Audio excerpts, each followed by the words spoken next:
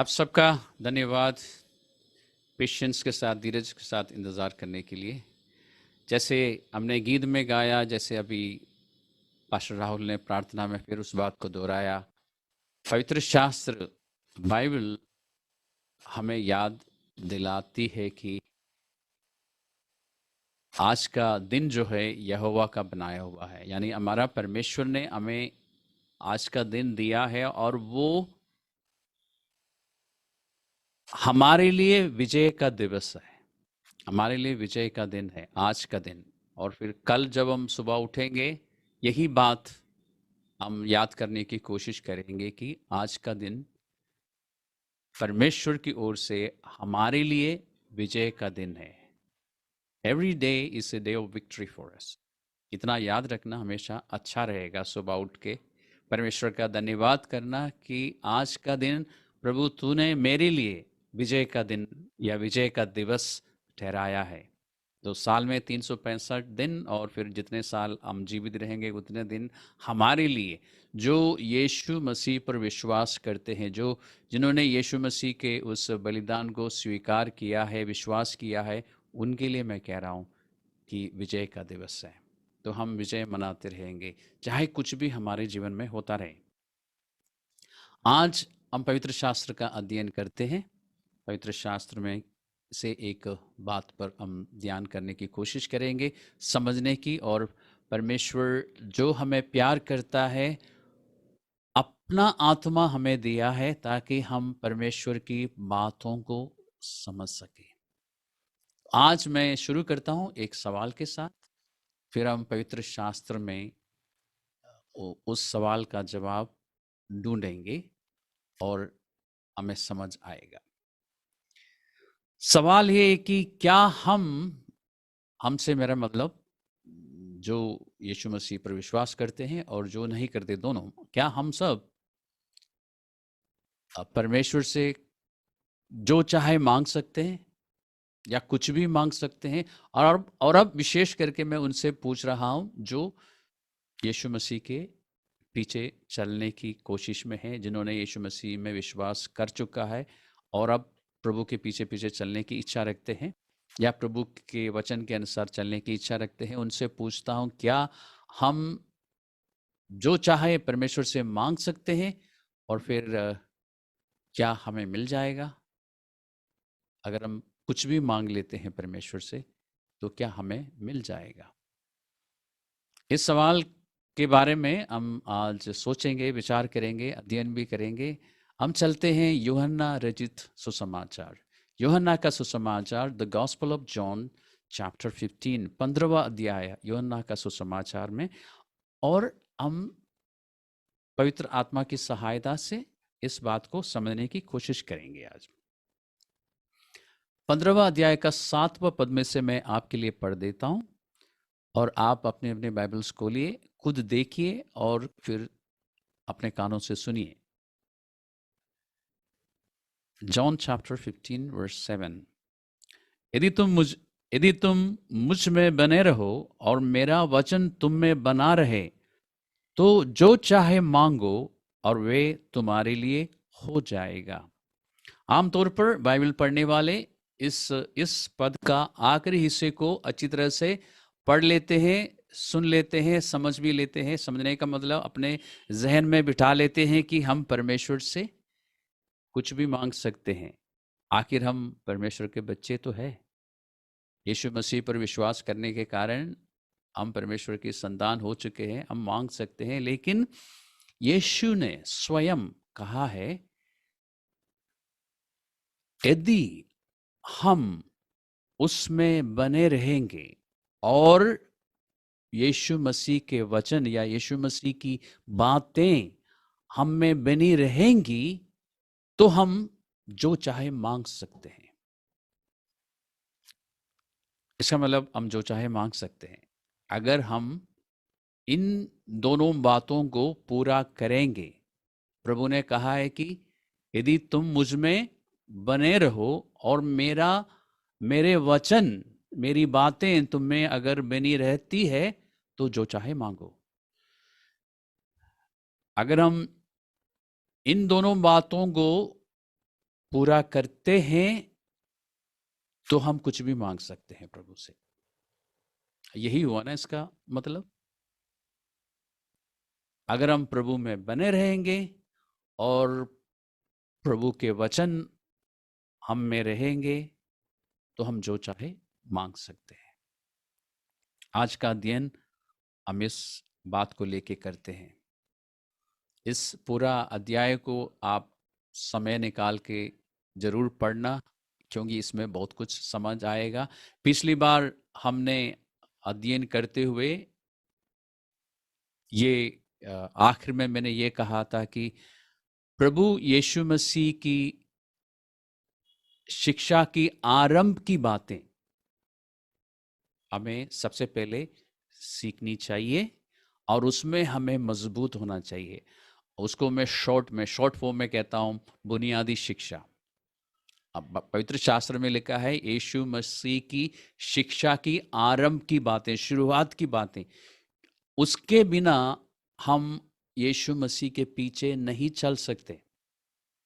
तो आरंभ की बातों पर हम ध्यान देते हैं। उनमें से एक है अभी जो यीशु मसीह हमें बता रहा है कि हमें उसमें बने रहने की जरूरत है।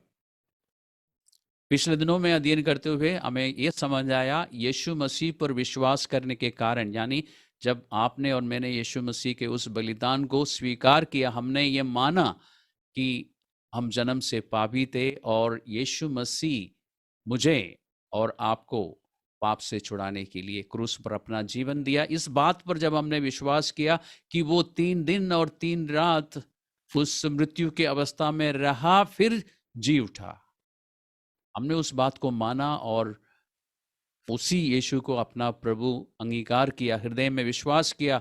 तब हमने पवित्र शास्त्र में पढ़ा कि उस विश्वास के कारण हम धर्मी ठहराए गए। ये बात हमें समझ आई। हमें ये भी पता चला है कि अब परमेश्वर के उस अनुग्रह तक हमारी पहुंच है, ये भी समझ आई। और हमें ये भी पता चला कि परमेश्वर के साथ हमारी अब दुश्मनी नहीं है, परमेश्वर के साथ हमारा मेल मिलाप हो चुका है, उसका आनंद हमें लेना चाहिए। ये इन सारी बातों पर हमने चर्चा की। हमने ये भी देखा कि यीशु मसीह के कारण हमें पाप से छुटकारा मिला, पाप से क्षमा मिली और हम पाप के वश में नहीं हैं। ये सारी बातें हमने देखी। और आपको याद हो तो मैंने आपको बताया था ये हमारी अपडेटेड स्टेटस है, हमारी अपडेटेड स्टेटस। कब अपडेट ये स्टेटस हुई है? जब हमने यीशु मसीह पर विश्वास किया, चाहे वो 1 महीना पहले हो या 10 साल पहले की बात हो या 20 साल पहले की बात हो। जिस पल आपने यीशु मसीह के उस बलिदान को स्वीकार किया जो यीशु ने आपके लिए और मेरे लिए किया, उस समय आपकी स्टेटस जो है अपडेट होगी। अब आपका और मेरा कर्तव्य है, और ध्यान से सुनिए, यीशु मसीह इस समय ये बता रहा है कि आपका और मेरा कर्तव्य है उस स्टेटस को दोबारा अपडेट करने की कोशिश मत करना, उसी में बने रहो, उस अपडेटेड स्टेटस में। उसको बदलने की कोशिश मत करना। जैसे हम व्हाट्सएप में करते हैं, फेसबुक में करते हैं, स्टोरीज बनाते रहो और सब कुछ करते रहो, लेकिन अपने स्टेटस को स्थिर रखो, इसमें उसमें बने रहो, प्रभु में बने रहो। क्योंकि अगर हमारी जिंदगी, हमारा जीवन की बुनियाद प्रभु यीशु मसीह की शिक्षा है, तो हम जो चाहे मांग सकते हैं। सुन के थोड़ा सा अजीब सा लगेगा कि इसका मतलब हम कुछ भी मांग सकते हैं। प्रभु ने कहा है उस शिक्षा के आधार पर अपने जीवन को खड़ा करने की कोशिश कीजिए, फिर देखिए आप क्या मांगते हैं और क्या नहीं मांगते। प्रभु ने यह बताया है। अक्सर विश्वास में आने के बाद हम बहुत कुछ मांगते हैं, हमारी बहुत सारी इच्छाएं होती है। मांगने से मतलब सिर्फ इतना ही नहीं कि जो आप प्रार्थना में मांगते हैं। प्रार्थना में हम बहुत कुछ मांगते हैं और कुछ मिलते हैं, कुछ नहीं मिलते। फिर सवाल मन में रहता है कि ये सब जो जिन चीजों मतलब उन चीजों के लेके जो हमें नहीं मिला, सवाल आता है कि ये क्यों नहीं मिला, या जल्दी में क्यों नहीं मिला, काफी देर के बाद क्यों मिला, सवाल रहता है। और जो मिला है उसके बारे में कोई सवाल नहीं होता हमारे मन में। लेकिन प्रभु यीशु मसीह ने कहा है कि अगर हम प्रभु में बने रहेंगे और प्रभु की बातें हम में बनी रहेंगी, यानी हमारे हमारे जीवन की बुनियाद प्रभु की शिक्षा के या प्रभु की शिक्षा के आरंभ की बातों के अनुसार हो, तो हम प्रभु के साथ चलते चलते जो कुछ भी मांगेंगे हमारे लिए हो जाएगा। और मैंने कहा ये सिर्फ प्रार्थना तक सीमित नहीं है, क्योंकि हमारे मन में बहुत सारी इच्छाएं होती है जो हम मुंह से बोलते नहीं है, लेकिन हमारे मन में होती है और हम चाहत रखते हैं कि प्रभु हमारे लिए ये भी कर दे। तो इसलिए मांगना सिर्फ मुंह से बोल के जो हम प्रार्थना करते हैं उस तक सीमित नहीं है। हमारी इच्छाएं और जो सपने हम सजाते हैं जीवन में, ध्यान से सुनिए, हम सबके व्यक्तिगत तौर पर अगर हम ईमानदारी से देखते हैं तो हमारे मनों में या मेरे अपने मन में बहुत सारे सपने होते हैं, वो भी मांगना है। और यीशु मसीह पर विश्वास करने के बाद की बात अभी मैं कर रहा हूं। लोग आनंदित क्यों नहीं रह पाते, मैं उन लोगों के बारे में बता रहा हूं जिनके मन में आनंद नहीं पाया जाता। मैं उनके बारे में नहीं कर रहा हूं जो आनंदित है। परमेश्वर का धन्यवाद हो कि आप आनंदित रहते हैं सदा, बल्कि प्रभु की ओर से एक आदेश भी है छोटा सा कि प्रभु में सदा आनंदित रहो। लेकिन क्यों नहीं रह पाते, क्योंकि उसमें आजकल आप देखते ना कि एक छोटा सा स्टार डाल के लिखा जाता है कंडीशन अप्लाई, मतलब शर्तें लागू। प्रभु ने कहा कि प्रभु में आनंदित रहो। हम प्रभु में नहीं रहते इसलिए आनंदित नहीं रह पाते, हम स्टेटस बदल देते हैं। हमारा अपडेटेड स्टेटस जो है, मुझे याद नहीं मैंने आपको पहले बताया है कि नहीं बताया, शायद पिछले संडे मैंने बताया आपको कि वो प्रभु में है। प्रभु यीशु मसीह के उस बलिदान पर विश्वास करने के कारण प्रभु में हम परमेश्वर की संतान है। प्रभु में रहकर हमें पापों की माफी मिली है। प्रभु में होने के कारण हमारी पहुंच उस अनुग्रह तक है। प्रभु में होने के कारण हम हियाब के साथ उस सिंहासन तक पहुंच सकते हैं जहां पर हमें करुणा और अनुग्रह दोनों मिल जाते हैं। तो प्रभु में रहना है, उस स्टेटस को बदलना नहीं है। प्रभु में रहने के लिए प्रभु के साथ संगति रखना जरूरी है। और संगति रखने के लिए मुख्य तौर पर हम दो काम करते हैं। एक, पवित्र शास्त्र को पढ़ते हैं, अध्ययन करते हैं, और फिर पवित्र शास्त्र की बातों के अनुसार अपने मन के विचारों को बदलने की कोशिश करते हैं। मन के विचारों को बदलने की जो बात मैं कर रहा हूं उसमें क्या क्या आते हैं, सब कुछ आते हैं। मन में जो होते हैं, अपने चाहते, हमारी इच्छा और हमारे सपने, सब कुछ आते हैं इसमें। जब मैं प्रभु के साथ मिलकर कुछ चाहत रखता हूं तो मैं प्रभु से वही बातें मांगूंगा ना जो प्रभु की इच्छा के अनुसार हो, क्योंकि मैं प्रभु के संग चल रहा हूं, अपने विचारों में प्रभु के साथ साथ चल रहा हूं। तो मैं प्रभु से वही चीजें पाने की चाहत रखूंगा ना जो प्रभु की मर्जी के अनुसार हो। जब मैं प्रभु के साथ मिलकर अपने सपने सजाता हूं तो मेरे सपने जो है, मैं उस सपने की बात नहीं कर रहा हूं जो रात को हम सोते समय देखते हैं या ज्यादा खाना खा के सोते तो सपना देखते हैं, उसके बारे में नहीं कह रहा हूं। जो हम बैठे बैठे सपने सजाते ना कि मेरे पास ये भी हो और ऐसा हो और मेरे बच्चे ऐसे हो, हम सजाते ना सपने। वो सपने अगर हम प्रभु के साथ मिलकर सजाते हैं तो प्रभु की मर्जी के अनुसार होंगे और फिर वो पूरा हो जाएगा। इसलिए प्रभु यीशु मसीह ने कहा कि जो चाहे मांगो, और हम लोग खुशी के साथ उस बात को पकड़ लेते हैं। लेकिन मैं कहता हूं कि उस बात को जरूर पकड़ो, लेकिन उससे पहले जो दो बातें कही गई है उसको भी एक साथ पकड़ो, तीनों बातों को एक साथ पकड़ो, तो आप प्रभु में आनंदित रह सकेंगे।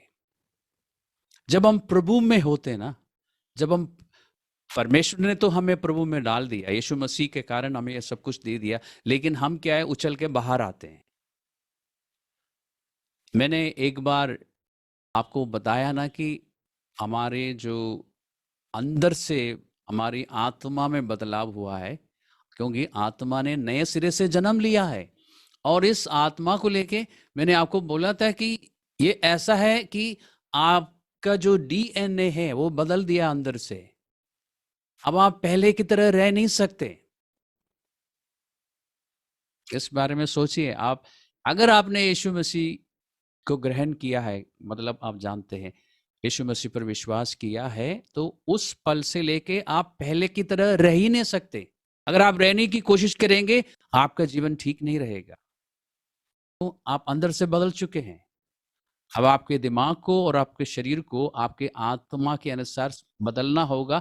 उसके लिए आपको परमेश्वर ने एक सहायक दिया है, वो है पवित्र आत्मा, जो कि सबके पास है, सब विश्वासी के पास है। आपको उसके लिए अलग से कुछ करने की जरूरत नहीं है, क्योंकि मैंने जो बोला ना कि आपका नए सिरे से जन्म हुआ है, वो उस पवित्र आत्मा के द्वारा हुआ है। इसलिए पवित्र आत्मा हर एक विश्वासी के पास है। और दूसरा, परमेश्वर ने आपको पवित्र शास्त्र दिया है, परमेश्वर के अपने विचार आपको लिख के दिया है, परमेश्वर की कल्पनाएं, परमेश्वर की योजनाएं जो आपके लिए है वो लिख के दिया है, ताकि आपको पता चले कि परमेश्वर आपके लिए क्या क्या सपने सजाता है।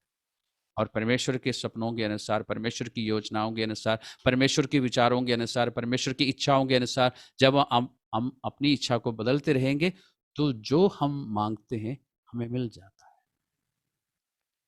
तो हमें इन तीनों बातों को एक साथ लेके चलने की जरूरत है। इसलिए मैं आपको बताना चाहूंगा कि ये जो पद हमने अभी पढ़ा है, 15वां अध्याय का 7वां पद, ये परमेश्वर की ओर से, प्रभु यीशु मसीह की ओर से एक इनविटेशन है, एक निमंत्रण है हमारे लिए कि आओ मेरे संग संग चलो, मेरे साथ साथ चलो, मेरे विचारों को समझो और अपने विचारों को बदलते रहो। मैंने जो योजनाएं बनाई है उसको जानने की कोशिश करो और अपनी योजना मेरी योजना के अनुसार बनाते रहो। तब हमारे जीवन में हमारे सपने जो है पूरे हो जाएंगे, हमारी इच्छाएं पूरी हो जाएंगी, हमारी प्रार्थनाएं जो है बदलती रहेंगी। हम वो चीज़ें मांगना शुरू करेंगे जो हमें मालूम है कि परमेश्वर पसंद करता है। अभी हम यूहन्ना का सुसमाचार में हैं, आपको वहाँ जाने की ज़रूरत नहीं। मैं एक रेफरेंस आपको बताता हूँ। यूहन्ना की एक और पुस्तक है जिसको यूहन्ना की पत्री कहते हैं, नया नियम में ही है। उसका 5वां अध्याय में 14वां और 15वां पदों में लिखा है कि हमारे पास हियाब रहता है। कब रहता है? जब हमें मालूम है जो कुछ हम प्रभु से मांग रहे हैं वो उसकी इच्छा के अनुसार है।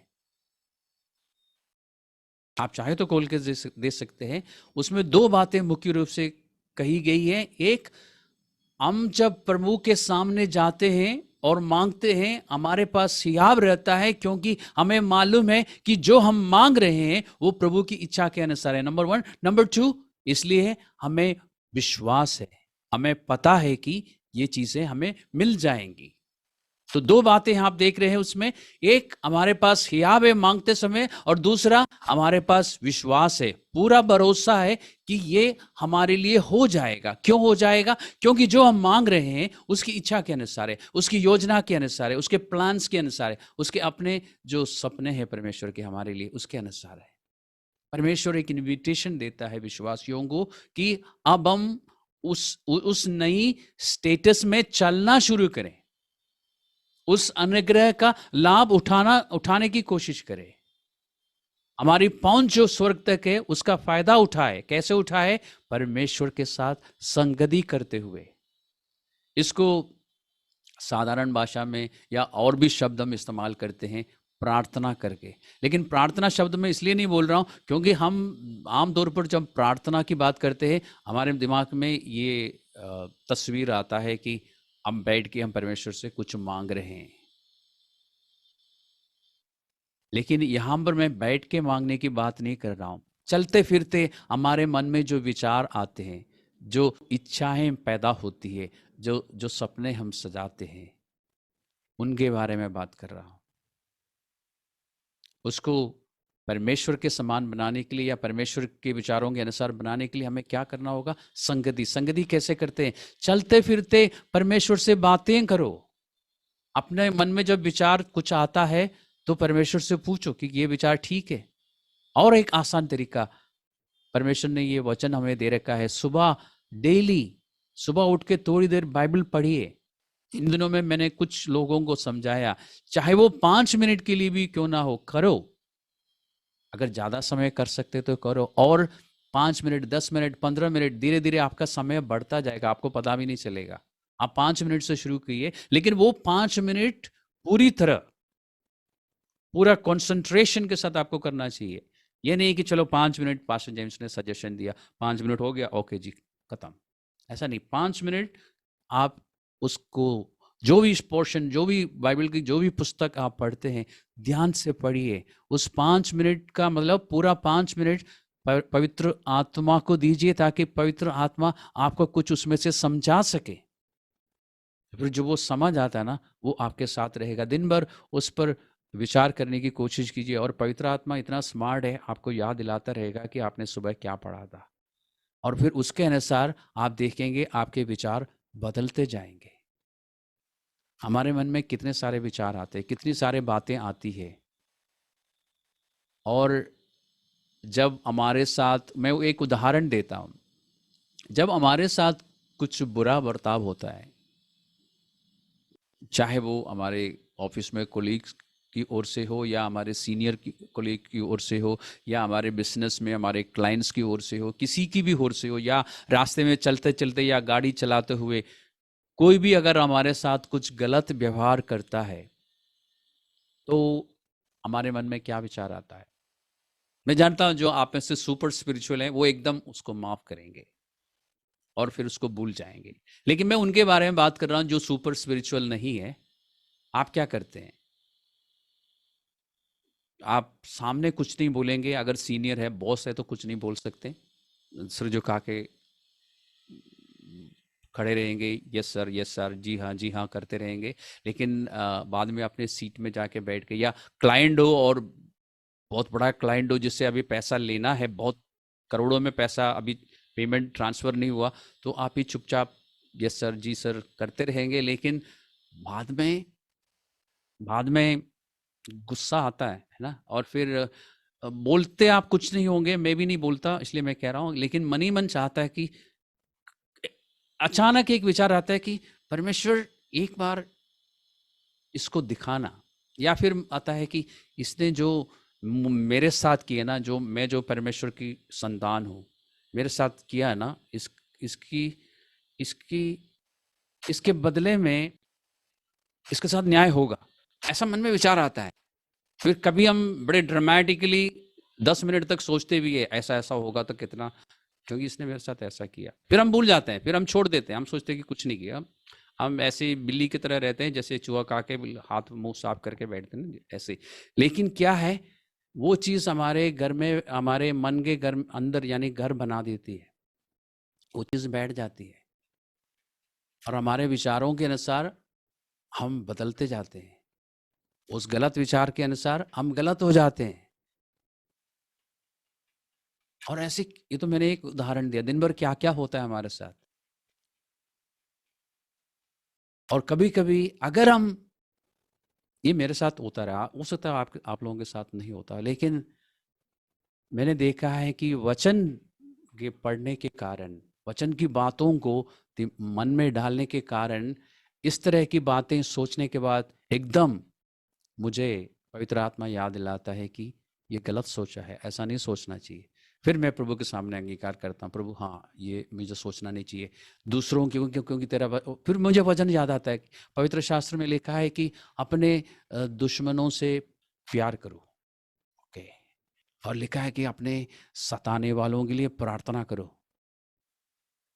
ये सताव है ना, जब हमारे साथ कोई बुरा व्यवहार करता है और हम बदल के कुछ नहीं कर पाते, क्योंकि वो हमारे सीनियर है या हमारा इम्पोर्टेंट क्लाइंट है, हम कुछ नहीं कर पाते, सताव तो हो रहा है। परमेश्वर कहता है कि उसके लिए प्रार्थना करो। जो हमारे साथ गलत व्यवहार करते हैं उनको आशीष दो।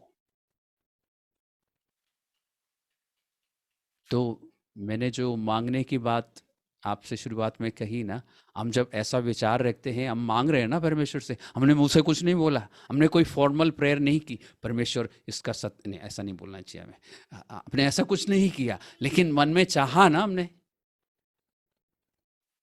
क्या परमेश्वर वो पूरा करेगा? बिल्कुल नहीं करेगा, क्योंकि जितना परमेश्वर हमसे प्यार करता है उतना उन लोगों से भी करता है।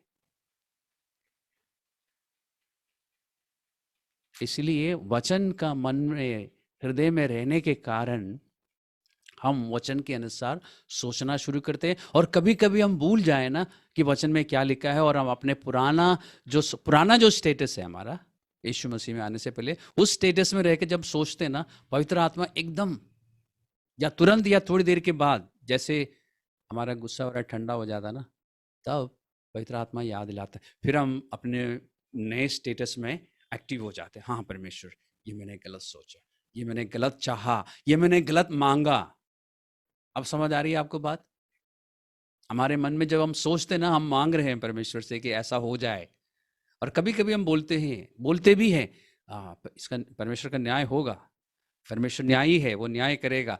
कहने का मतलब क्या है? कहने का मतलब ये नहीं कि हमारे साथ न्याय होगा, यानी हमें जो मिलना चाहिए वो मिलेगा। हमारा कहने का मतलब है कि उसके साथ न्याय होगा, उसको जो दंड मिलनी चाहिए वो उसको मिलेगी। हमारा कहने का मतलब ये होता है ना? परमेश्वर क्यों नहीं करता ऐसा? क्योंकि वो गलत प्रार्थना है, गलत मांग है। इसलिए मैंने बोला ना, पहले यूहन्ना का 4 अध्याय में लिखा है कि हमारे पास बोल्डनेस, हियाव है जब हम परमेश्वर के पास जाते हैं, यदि हमें मालूम हो कि जो हम सोच रहे हैं, जो कल्पना हम बैठ के कर रहे हैं, वो परमेश्वर की मर्जी के अनुसार हो, और फिर हमें विश्वास भी एक ही हो जाएगा। इसलिए मांगने से पहले, सोचने से पहले, विचार करने से पहले, इच्छा रखने से पहले, सपना सजाने से पहले, आप सुबह रोज, अब मैं इसको कैसे करना है बता दिया, फिर से एक बार रिपीट कर रहा हूं कि बाइबल पढ़िए, बाइबल पढ़िए, कंसंट्रेशन के साथ ध्यान लगा के बाइबल पढ़िए। वो बातें फिर आपके मन के गहराई में जाके बैठेंगी। ऊपर ऊपर तैरने से कोई फायदा नहीं है, वो निकल जाता है, हवा में उड़ जाता है। लेकिन परमेश्वर की बातें मन की गहराई में जाके बैठेंगी ना, जैसे भजन संहिता में 119 के 11 में दाऊद कहता है, जिसके लिए परमेश्वर कहता है कि ये मेरे चित्त के अनुसार है। और वो एक अच्छा इंसान था, लेकिन बहुत भयंकर गुनाह भी किया है, फिर भी परमेश्वर कहता है कि ये मेरे चित्त के अनुसार है। क्यों? क्योंकि उसने गुनाह कर करके सीख लिया कि मुझे गुनाह नहीं करना चाहिए, पर उसके लिए उसने समझा परमेश्वर से, पवित्र आत्मा की सहायता से, कि परमेश्वर के वचन को मन की गहराई में बिठा के रखना चाहिए। इसलिए भजन संहिता 119 का 11वां पद आप चाहे तो पढ़ सकते हैं अभी खोल के, नहीं तो बाद में देख लेना। Psalm 119 वर्स 11, उसने कहा कि परमेश्वर, मैंने तेरे वचन को अपने मन में छुपा दिया है। वैसे हिंदी में पढ़ते समय आपको पढ़ने को मिलेगा, मैंने तेरे वचन को अपने मन में रख छोड़ा है। रख छोड़ा का मतलब ये नहीं कि रखा और छोड़ दिया, नहीं, इसका मतलब है कि मैंने ऐसे रख दिया कि कोई उसको चुरा नहीं सकेगा। यानी जब मुझे आवश्यकता हो, जरूरत हो, तो वो वचन उभर के ऊपर को आएगा, ताकि मैं उसके अनुसार अपने विचारों को बदल सकूं। यह है तरीका। उसके बाद परमेश्वर कहता है, जो चाहे मांगो। तो प्रभु के साथ, प्रभु में रहकर, ये जो रहना शब्द है ना, अगर आप और डिटेल गहराई में जाना चाहे, इसका मतलब है कि अपना घर प्रभु में बसाना। अंग्रेजी में पढ़ने वालों के लिए लिखा होगा, इफ यू अबाइड इन मी और इफ यू ड्वेल इन मी। इसका मतलब है कि अपना तंबू जो है, पुरानी भाषा में बोल रहा हूं, या अपना महल जो है जीवन का, नई भाषा में, उसको प्रभु में बनाओ, अबाइड इन हिम। और इसी तरह आपके हृदय में परमेश्वर के वचन को घर करने दो, अच्छी तरह बसने दो। उसके बाद जो चाहे मांगो, क्योंकि उसके बाद आप जो भी मांगेंगे ना, जो भी इच्छा रखेंगे, जो भी चाहत रखेंगे, जो भी सपना सजाएंगे, वो परमेश्वर के वचन के अनुसार ही होगा। तब आप कह सकेंगे, पवित्र शास्त्र में जैसे पौलुस कहता है, अब मैं नहीं, मसीह मुझ में रहता है। अब मैं नहीं, यानी पुराना मैं नहीं, अब नया मैं हूं, यानी मसीह। प्रभु के अनुसार मैं सोचूंगा, विचार करूंगा, चाहत रखूंगा, मांगूंगा। हमारी प्रार्थनाएं बदल जाएंगी, हमारे प्रार्थनाएं असरदार होंगी। मैं उन प्रार्थनाओं की बात कर रहा हूं जो आप मुंह से बोल के करते हो, वो प्रार्थनाएं असरदार होंगी और उसके द्वारा अच्छे फल आएंगे। क्योंकि प्रभु ने इसी अध्याय में कहा कि मैंने तुम्हें इसलिए चुना है ताकि तुम मेरे चेले बन के रहो। और चेले वो है, यानी डिसाइपल वो है जो प्रभु में बने रहते हैं, प्रभु की बातों के अनुसार चलते हैं, जिनके जीवन में प्रभु में होने के फल दिखाई देते हैं। प्रभु ने इसी अध्याय में कहा कि मैंने तुम्हें चुना है ताकि तुम फल लाओ। किस तरह का फल? प्रभु में जो गुण है हम में दिखना शुरू हो जाएंगे। प्यार, चाहे वो थोड़ा सा भी हो, दिखाई देगा। उसके साथ साथ शांति, जो कि बहुत कीमती है आज के ज़माने में। चाहे वो ज़्यादा हो कम हो, लेकिन एक साथ प्यार, शांति और आनंद और संयम और कृपा, ये सब कुछ एक साथ आपके जीवन में, चाहे थोड़ा सा हो या ज़्यादा हो, दिखाई देना शुरू हो जाएगा। जब आप प्रभु में बने रहने के लिए प्रभु का वचन का अध्ययन करेंगे और अपने मन में उसको बिठा के रखेंगे, उसको एक कीमती चीज़ समझ के, प्रभु की बातों को सबसे कीमती चीज़ समझ के जब आप अपने मन में बिठा के रखेंगे, आपके जीवन में प्रभु के सारे गुण थोड़ा थोड़ा करके दिखना शुरू हो जाएंगे।